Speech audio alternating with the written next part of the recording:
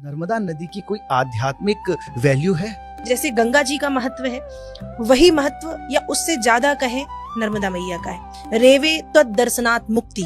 नर्मदा मैया में स्नान करने की जरूरत नहीं है, आप सिर्फ दर्शन करें और मुक्त हो जाएंगे। नर्मदा के तट पे जो कंकड़ हैं, उन कंकड़ों को शंकर कहा जाता है। और ऐसा क्यों? एक बार नर्मदा मैया ने तपस्या की, और जब तपस्या की तो भगवान भोलेनाथ प्रकट हुए।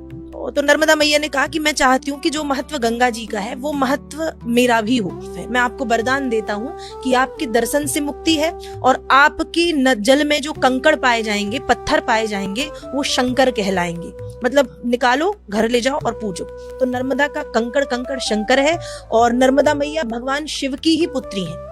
भोलेनाथ किसी पर्वत पे बैठ के तपस्या कर रहे थे, उस समय उनके पसीने से नर्मदा मैया की उत्पत्ति हुई है। तो इनका एक नाम शांकरी भी है, शिव सुता, शिव की पुत्री।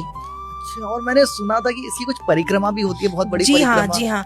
भारत में नर्मदा मैया ही एकमात्र ऐसी नदी है, न गंगा, न यमुना, न सरस्वती, गोदावरी, कावेरी, इतनी बड़ी बड़ी पवित्र नदियां हैं, लेकिन नर्मदा मैया भारत की एकमात्र नदी है जिनकी परिक्रमा की जाती है।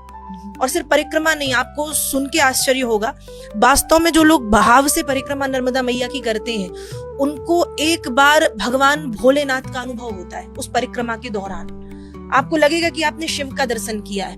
आपको यह भी पता होगा कि नर्मदा जी उल्टी बह रही हैं, नर्मदा जी पूर्व से पश्चिम जा रही हैं। इसकी भी एक कथा आती है। बताइए बताइए। इसकी कथा ये आती है कि नर्मदा जी का विवाह होना था सोनभद्र से। ये अमरकंटक जो स्थान है, वहां पे सोनभद्र नाम के एक राजा